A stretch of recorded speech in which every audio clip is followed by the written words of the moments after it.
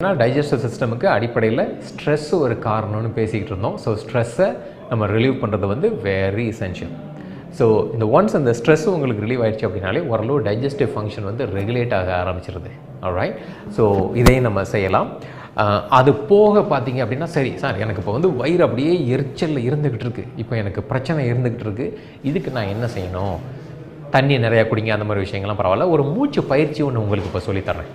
இந்த மூச்சு பயிற்சி வழியாக உங்களுக்கு வந்து என்ன ஆகும்னு பார்த்தீங்க அப்படின்னா, மூச்சு பயிற்சியில் இது வந்து கற்றுக்கோங்க. இது என்ன பயிற்சின்னு சொல்லிட்டு, இது வந்து சீத்தலின்னு சொல்லுவோம்.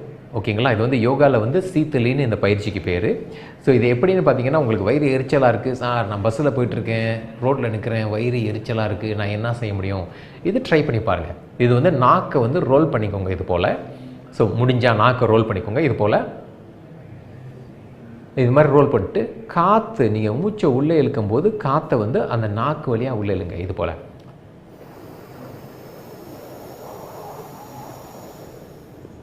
இழுத்துட்டு மூக்கு வழியாக மூச்சை வெளியில் இழுங்க.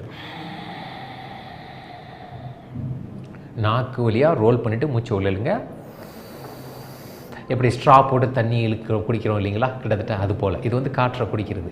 இது போல் செய்யும்போதே உங்களுக்கு வந்து இந்த த்ரோட் பகுதியிலலாம் வந்து அந்த சில்னஸ் உருவாகும்.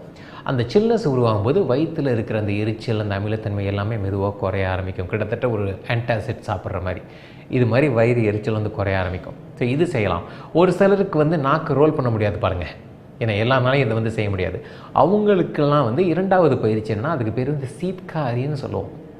சீத்காரின்றது என்னென்னா, பல்ல இது போல் கடிச்சிக்கோங்க. கடிச்சிட்டு உதட்டை வந்து ஓப்பனில் வச்சுக்கோங்க. வச்சுட்டு அதாவது காற்றை வந்து அந்த பல்லு கேப்பில் வந்து உள்ளே எடுக்கிறீங்க. ஆனால் மவுத் வழியாக எடுக்கிறீங்க, மூக்கு வழியாக இல்லை. சரிங்களா? இது போல் எடுத்துட்டு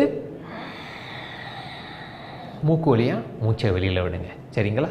ஸோ இது போல் செய்யும்போது என்ன ஆகும்னு பார்த்தீங்கன்னா, உங்கள் த்ரோட் பகுதி அதே மாதிரி இந்த வாய் பகுதியிலெல்லாம் சில்னஸ் உருவாகி அது வந்து ஜென்ரலாக வயிற்றில் ஏற்படுற அந்த அமிலத்தினால் ஏற்படுற வலி, எரிச்சல், அது எல்லா தன்மையும் உங்களுக்கு குறைக்க ஆரம்பிக்கும்.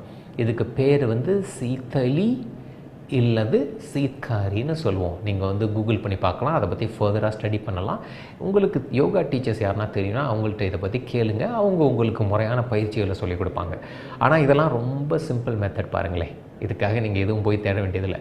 ஸோ இந்த மாதிரி பயிற்சிகளை நீங்கள் தொடர்ந்து பண்ணி கொண்டு வரும்பொழுது இந்த வயிறோட பிரச்சனையானது வந்து உங்களுக்கு வந்து ஓரளவு நல்ல முன்னேற்றம் கிடைக்கும். அதுபோல் நிறையா பயிற்சி. ஸோ இப்போ வந்து அடிப்படையில் எக்ஸசைசஸ் யாருக்கெல்லாம் கேஸ்ட்ரிக் வராது அப்படின்னு பார்த்தீங்கன்னா, யாரெல்லாம் வந்து ரெகுலராக எக்ஸசைஸ் பண்ணுறாங்களோ, ரெகுலராக நடக்கிறவங்க, யோகா பயிற்சி செய்கிறவங்க, அப்புறம் எதுனா ஒரு ஃபார்ம் ஆஃப் எக்ஸசைஸ் இருக்கிறவங்க, டான்ஸிங் பயிற்சி பண்ணுறவங்க, இவங்களுக்கெல்லாம் வந்து ஜென்ரலி பார்த்திங்கன்னா இந்த மாதிரி கேஸ்ட்ரிக் பிரச்சனை, இந்த மாதிரி வயிற்று பிரச்சனை வந்து ரொம்ப குறைவு, பெரும்பாலும் வராது. என்ன காரணம்? எக்ஸசைஸ் பண்ணுறவங்களுக்கு வந்து ஜென்ரலாகவே ஸ்ட்ரெஸ்ஸு குறைவு.